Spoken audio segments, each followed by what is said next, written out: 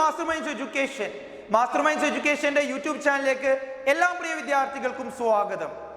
ഇന്ന് നമ്മൾ ചർച്ച ചെയ്യുന്നത് 2024 ഏപ്രിൽ പരീക്ഷയിലെ ഡാറ്റ എൻട്രിയുടെ ചോദ്യവും ഉത്തരങ്ങളുമാണ്.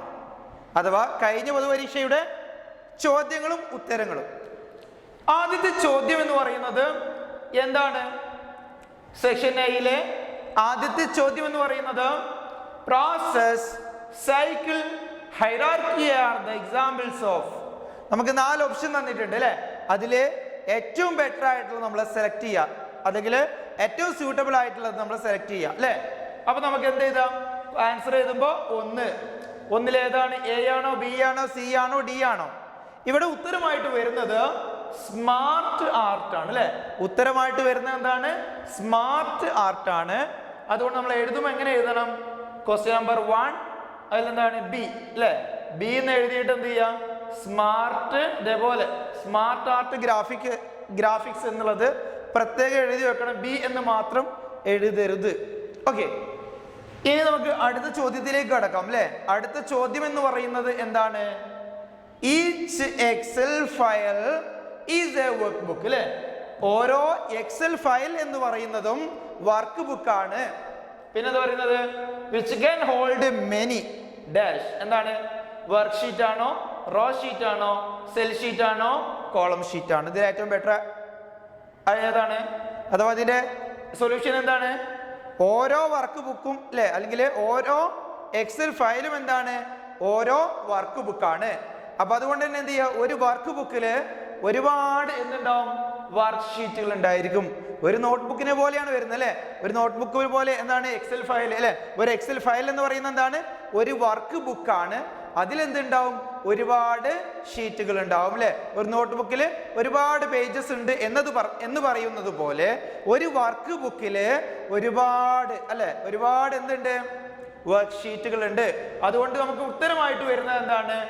വർക്ക് ഷീറ്റ് ആണ്. ഉത്തരമായിട്ട് വരുന്നത് വർക്ക് ഷീറ്റ് ആണ്. ഓക്കെ അല്ലേ? ഇനി നമുക്ക് അടുത്ത ചോദ്യത്തിലേക്ക് കടക്കാം.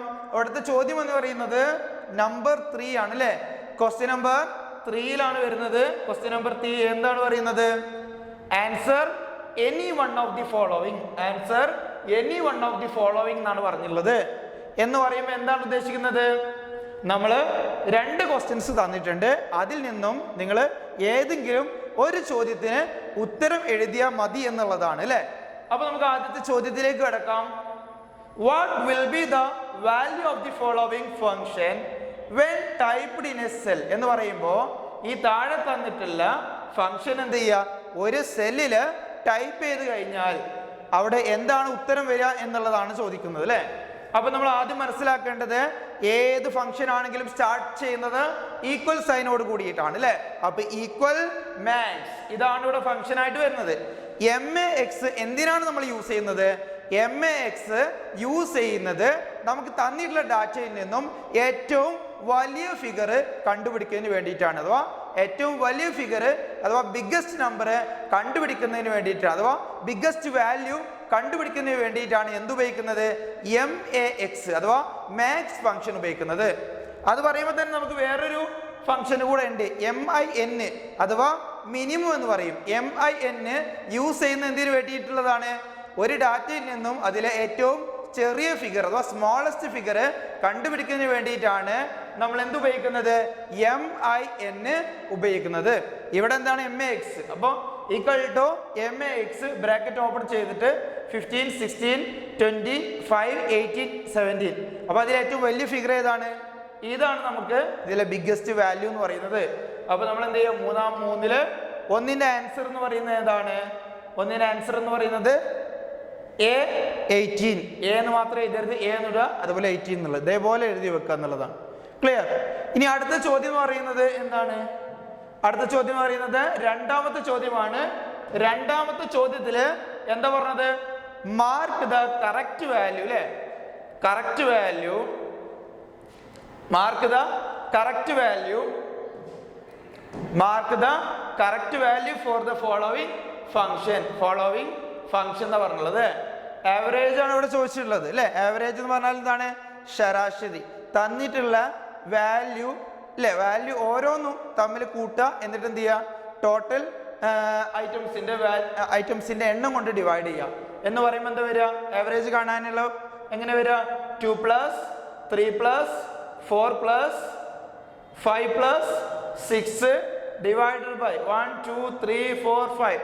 5 ലിറ്റർ ഇവിടെ വന്നിട്ടുള്ളൂ അല്ലേ? അപ്പൊ 5. അപ്പൊ എത്ര കിട്ടും?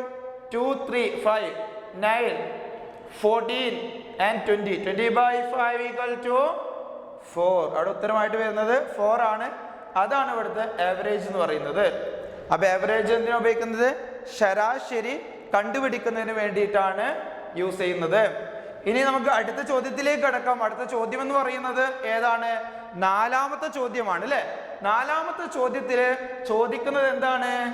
ചോദിക്കുന്നത് which is the default text. എന്താണ്? which is the default text alignment found in a word documents. Word ഡോക്യുമെന്റ്സിൽ എന്താണ്? നമ്മൾ ടെക്സ്റ്റ് അലൈൻമെന്റില് ഡീഫോൾട്ട് ഏതാണ്?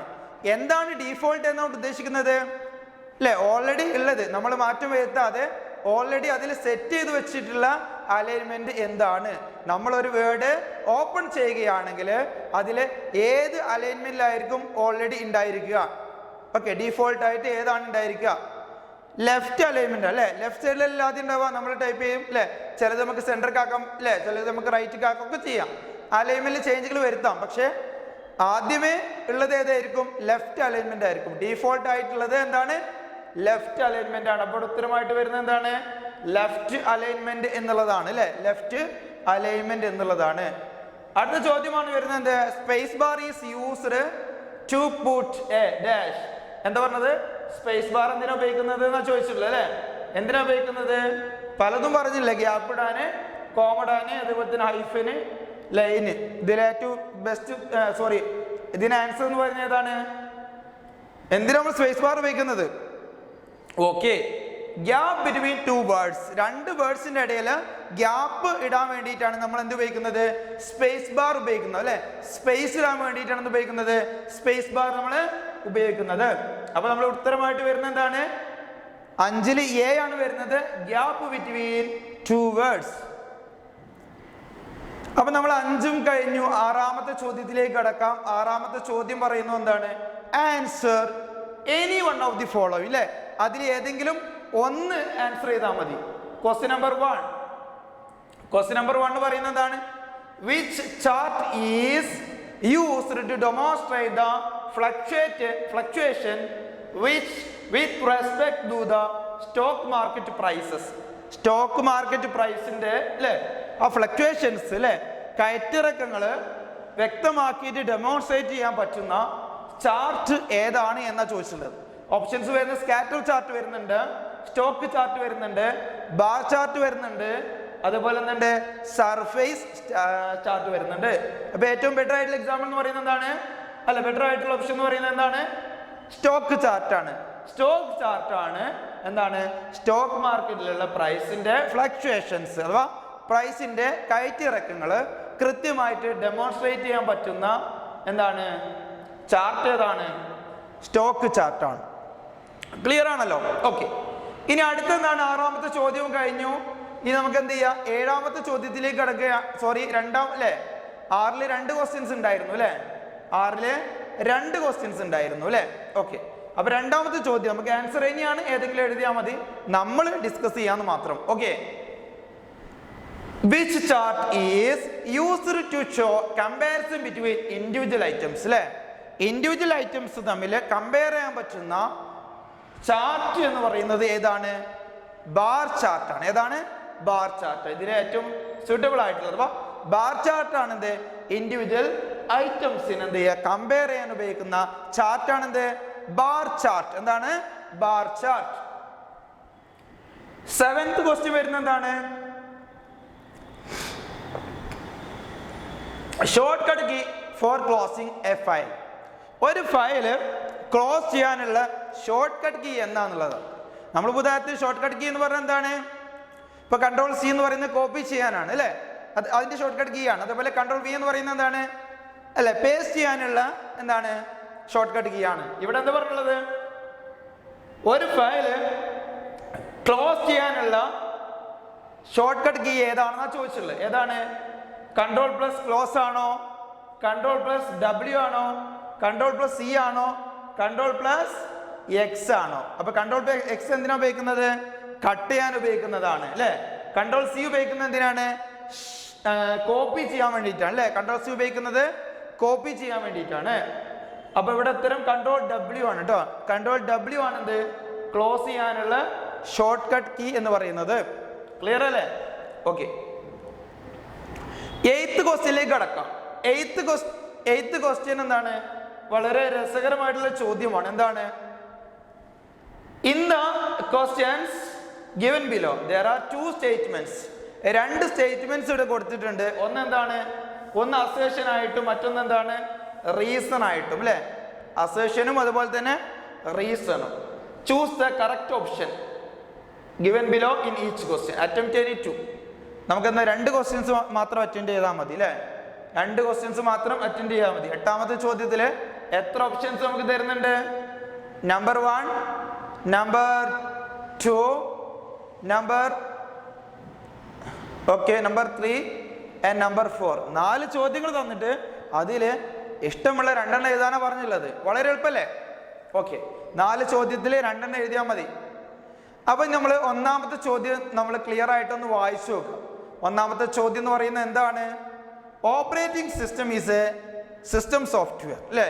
Operating system is a system software. Operating system എന്ന് പറയുന്നത് എന്താണ്?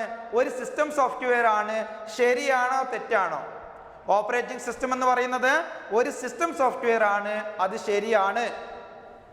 അപ്പൊ എന്താണ്? ട്രൂ ആണ് അല്ലെ. അപ്പൊ എ എന്താണ്? ട്രൂ ആണ്. അതിൽ ഓപ്ഷൻസ് കുറെ ഉണ്ട് അല്ലെ. എ ട്രൂ ഇവിടെ ഉണ്ട് അല്ലെ. ഇവിടെ രണ്ടും ട്രൂ ആണെന്നുള്ള രീതിയിലുണ്ട്. ഓക്കെ, നമുക്ക് നോക്കാം. അപ്പൊ എ ട്രൂ ആണ്. ഓക്കെ, സമ്മതിച്ചു. ഇനി അടുത്ത് നോക്കാം. System software are those programs which are responsible for running the computer and controlling various operations. നമ്മുടെ കമ്പ്യൂട്ടറിലെ പ്രോഗ്രാംസും കാര്യങ്ങളൊക്കെ റൺ ചെയ്യുന്നതുമായി ബന്ധപ്പെട്ട അല്ലെങ്കിൽ മറ്റുള്ള ഓപ്പറേഷൻസിനെയൊക്കെ കൺട്രോൾ ചെയ്യുന്ന സോഫ്റ്റ്വെയർസ് ആണ് സിസ്റ്റം സോഫ്റ്റ്വെയർസ് എന്ന് പറയുന്നത്. അതും എന്താണ്? ശരിയാണ്. അതും എന്താണ്? ശരിയാണ്. അപ്പൊ എന്താണ് ഇവിടെ? ഇത് രണ്ടും എന്താണ്? ശരിയാണ്. അസേഷൻ ആൻഡ് റീസണിങ് രണ്ടും എന്താണ്? ട്രൂ ആണ്. ബോത്ത് ആർ ട്രൂ എന്നുള്ളതാണ്. അവിടെ 2 ഓപ്ഷൻസ് ഉണ്ട് അല്ലേ. Both A and R are true. ഇവിടെ എന്തുണ്ട്? Both A and R are true. അപ്പൊ ഇത് തെറ്റാണ് അല്ലേ. ഇത് രണ്ടും തെറ്റാണ്. 2 ഫോൾസ് ആണ്, തെറ്റാണ്. 1 ഫാൾസ് ആണ്, 2 ട്രൂ ആണ് അല്ലേ. 1 ഫാൾസ് പറഞ്ഞപ്പോൾ അതും തെറ്റായി. അപ്പൊ ഇത് രണ്ടും നമ്മൾ വെട്ടിക്കഴിഞ്ഞു. ഇനി ഓപ്ഷനിൽ എന്താണ്? എയും ആറും കറക്റ്റ് ആണ്. എയും ആറും ട്രൂ ആണ്. But R is not the correct explanation of A എന്ന് പറഞ്ഞാൽ ആർ എന്ന് പറയുന്നത് എയുടെ കറക്റ്റ് എക്സ്പ്ലനേഷൻ അല്ല. ആർ എന്ന് പറയുന്നത് എയുടെ കറക്റ്റ് എക്സ്പ്ലനേഷൻ അല്ല എന്ന് പറഞ്ഞത്. ഇവിടുത്തെ കേസിൽ എയുടെ correct explanation operating system is a system software. System software എന്ന് പറഞ്ഞാൽ എന്താണ്? അപ്പൊ എന്താണ്? ഇതിന്റെ കറക്റ്റ് ആയിട്ടുള്ള എക്സ്പ്ലനേഷൻ ആണ് വരുന്നത് അല്ലേ. അപ്പൊ R is the correct explanation A. അപ്പൊ ഉത്തരമായിട്ട് വരുന്നത് ഇ ആണ്. ഉത്തരമായിട്ട് വരുന്നത് ഇ ആണ്. ഇനി നമുക്ക് അടുത്തതിലേക്ക് കടക്കാം. അടുത്തത് എന്താണ്?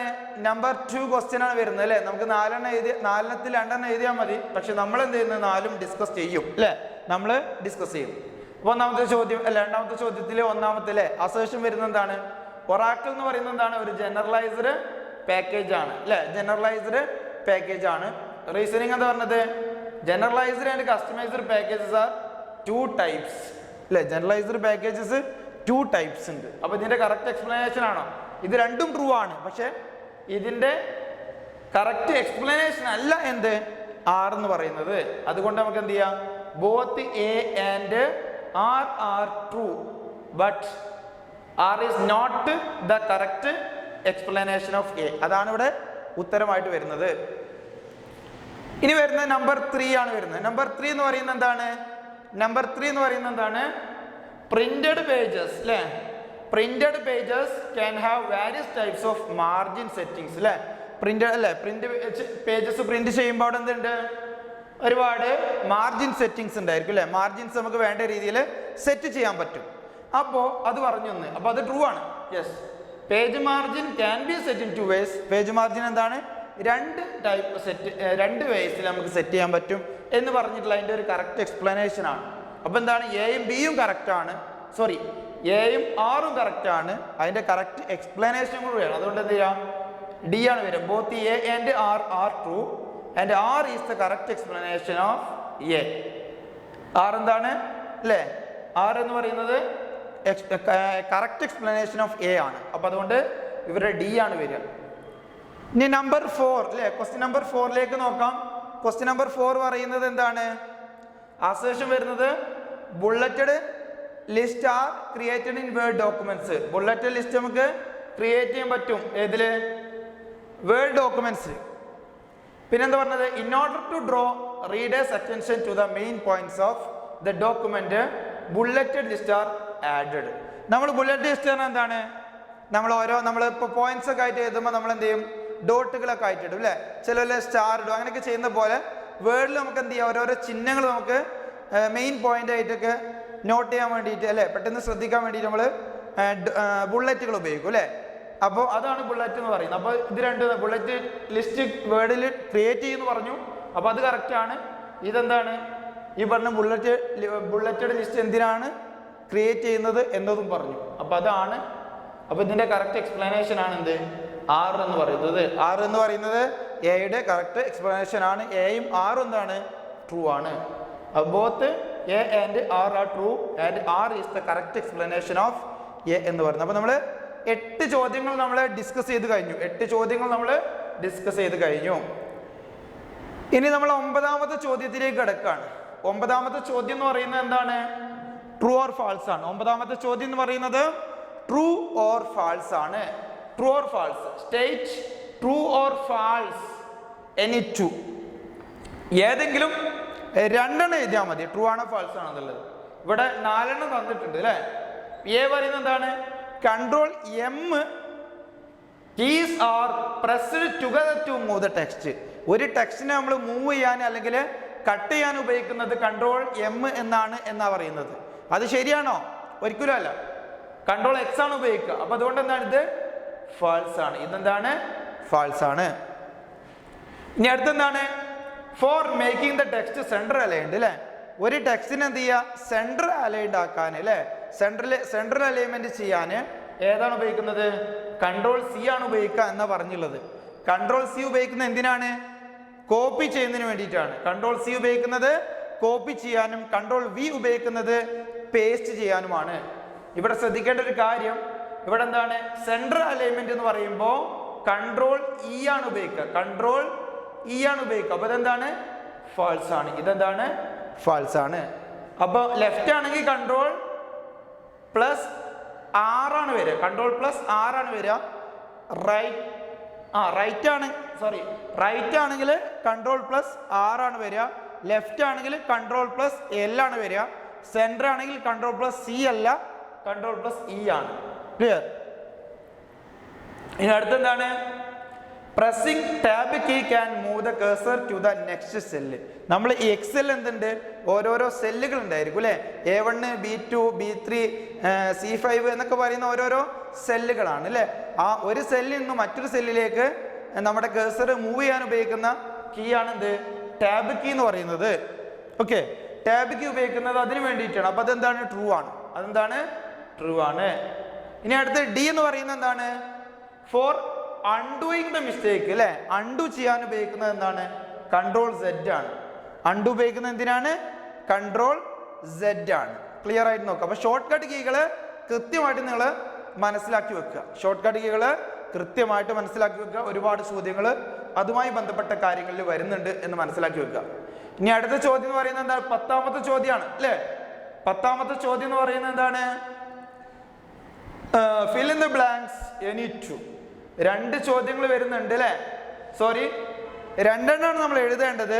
ഒന്നാമത്തെ എന്താണ്, shortcut key for find and replace അല്ലേ. Control F, control H. അതാണ് സാധാരണ എന്ത് ചെയ്യുക, എന്തിനുപയോഗിക്കുന്നത്, ഫൈൻഡ് ആൻഡ് റീപ്ലേസ് നമ്മൾ ഉപയോഗിക്കുന്നത്. കൺട്രോൾ എഫ് ആയിട്ട് കൺട്രോൾ എച്ച് 2 എഴുതിയാലും കുഴപ്പമൊന്നുമില്ല. ഇനി അടുത്ത് ബി എന്ന് പറയുന്നത് എന്താണ്, shortcut key for opening a file. ഒരു ഫയല് ഓപ്പൺ ചെയ്യാൻ ഉപയോഗിക്കുന്നത് എന്താണ്, control plus O, control plus O എന്ന് പറയുന്നത്. ഇനി അടുത്തത് എന്താ, സി ആണ്. File can be saved by pressing dash shortcut key. ഏത് ഷോർട്ട് കട്ട് കീ ആണ് നമ്മൾ സേവ് ചെയ്യാൻ ഉപയോഗിക്കുന്നത്? കൺട്രോൾ പ്ലസ്, പറയൂ, control plus S. Control plus S ആണ് എന്തിനു ഉപയോഗിക്കുന്നത്? എന്തിനു ഉപയോഗിക്കുന്നത്? സേവ് ചെയ്യാൻ ഉപയോഗിക്കുന്നത് അല്ലെ. ഒരു ഡോക്യുമെന്റ് അല്ലെങ്കിൽ ഒരു ഫയല് സേവ് ചെയ്യാൻ ഉപയോഗിക്കുന്ന ഷോർട്ട് കട്ട് കീ എന്ന് പറയുന്നത് control plus S. Control plus S. ഇനി അടുത്തെന്താണ്? സി കഴിഞ്ഞു. ഡി എന്താ പറയുന്നത്? ഡി എന്താ പറയുന്നത്? ഫോർ റൈറ്റ് അലൈൻമെന്റ് അല്ലെ. നേരത്തെ നമ്മൾ പറഞ്ഞിട്ടുണ്ട് left alignment, right alignment, central alignment. For right alignment of text select the text and then just press അല്ലെ. എന്ന് പറഞ്ഞാൽ ചുരുക്കി പറഞ്ഞ റൈറ്റ് അലൈൻമെന്റ് ഉപയോഗിക്കുന്ന ഷോർട്ട് കട്ട് കീ ഏതാണ്? Control plus R. Control plus R ആണ് റൈറ്റ് അലൈൻമെന്റ്. ലെഫ്റ്റ് അലൈൻമെന്റ് ആണെങ്കിൽ എന്താണ്? Control plus L.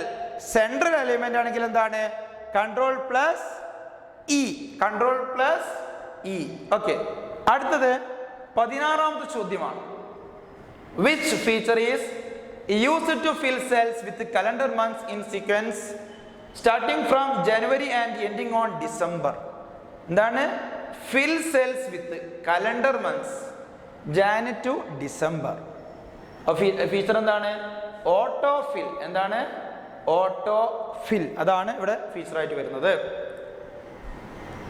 17th question പറയുന്നത് visual representation of information and ideas is called infographic. Infographic. Infographic. അതാണ് ഇവിടെ ഉത്തരമായിട്ട് വരുന്നത്. അപ്പോൾ നമ്മൾ എന്ത് ചെയ്തു? സെക്ഷൻ എ കംപ്ലീറ്റ് ചെയ്തു. ഇത് നമുക്ക് ഡിസ്കസ് ചെയ്യാനുള്ളത് സെക്ഷൻ ബി ആണ് അല്ലേ. അപ്പോൾ നമുക്ക് അതിനു മുമ്പായിട്ട് നമ്മൾ നമ്മുടെ ചാനലിൽ എന്ത് ചെയ്യുക, ഡാറ്റ എൻട്രിയുമായി ബന്ധപ്പെട്ട ഒരുപാട് വീഡിയോസ് ചെയ്തിട്ടുണ്ട്. അത് കാണാത്തവരായിട്ട് ആരെങ്കിലും ഉണ്ടെങ്കിൽ അത് നിങ്ങൾ കൃത്യമായിട്ട് കണ്ട് മനസ്സിലാക്കുക. മുൻ വർഷങ്ങളിലെ ചോദ്യങ്ങൾ മാത്രമാണ് നമ്മൾ അതിൽ ഡിസ്കസ് ചെയ്തിട്ടുള്ളത്. അതിൽ 99% നിങ്ങൾക്ക് എക്സാമിന് പ്രതീക്ഷിക്കാം. അതുകൊണ്ട് തന്നെ നിങ്ങൾ എന്ത് ചെയ്യുക, ആ വീഡിയോ കൃത്യമായിട്ട് കാണുക.